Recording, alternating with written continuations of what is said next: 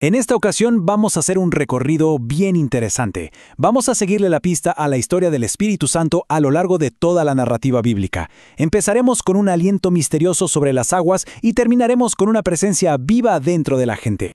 Imagínense esto. Antes de que hubiera luz, antes de que existiera el sonido, la historia bíblica nos pone en una escena súper potente. Vemos un espíritu invisible, eterno, que se está moviendo como preparando el escenario para todo lo que está por venir. Y bueno, la primera vez que aparece, allá en el Génesis, el término que se usa en hebreo es Rúa Elohim.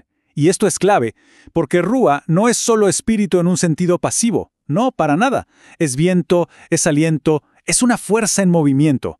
Es, literalmente, la esencia de Dios siendo exhalada sobre la creación. Ok, entonces vamos a meternos de lleno en el principio. En este punto de la historia, el espíritu no es, digamos, un actor de reparto. Para nada. Es la fuerza activa de Dios, es el poder que pone en marcha el plan divino desde el mismísimo comienzo. Y aquí hay algo que es fundamental entender. Desde el principio las Escrituras nos muestran una unidad perfecta, ¿no? El Padre, el Hijo y el Espíritu trabajando juntos. El Espíritu es, por así decirlo, el que ejecuta la orden, el que transforma la palabra divina en algo real, en algo físico. Y fíjense en este detalle. Cuando Dios dice hagamos al ser humano, ese plural no es casualidad, ¿eh? Nos está mostrando una conversación, una decisión en conjunto. Revela que el Espíritu está ahí, participando de forma activa en la creación de la humanidad. Entonces, al principio, ese aliento de vida que se sopla en Adán era de hecho este mismo Espíritu.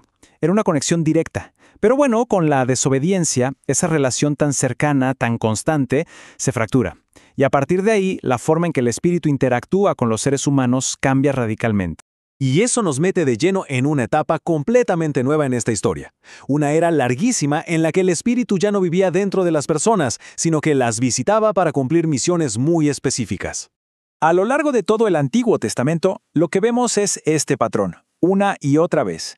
El Espíritu venía sobre ciertas personas para lograr cosas extraordinarias. O sea, desde darle a José una sabiduría casi sobrenatural en Egipto hasta, la fuerza descomunal de Sansón.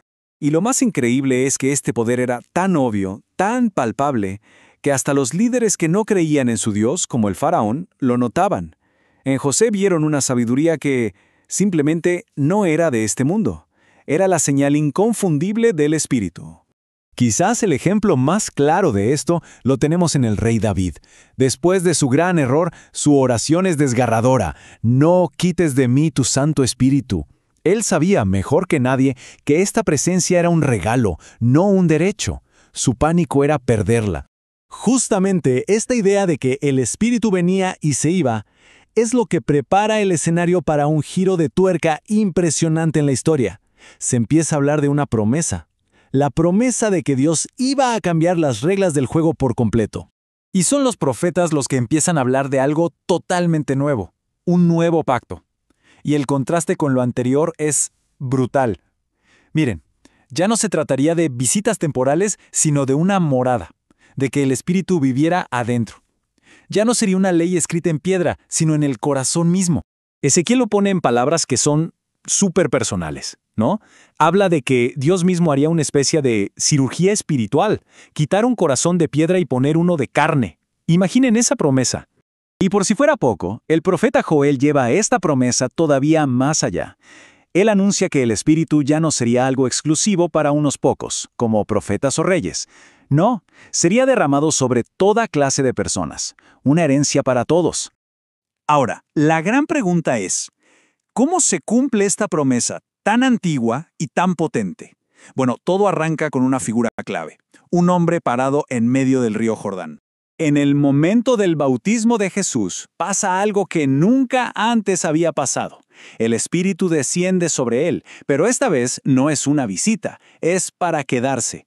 Por primerísima vez, el Espíritu reposa de forma total y permanente sobre una persona, dando inicio a su ministerio. Y después, ¡boom! En Pentecostés, esa promesa estalla y se hace realidad de una forma espectacular. Llega como un viento huracanado, como lenguas de fuego. Y el sermón de Pedro, que ahora está lleno del Espíritu, tiene un efecto inmediato y masivo.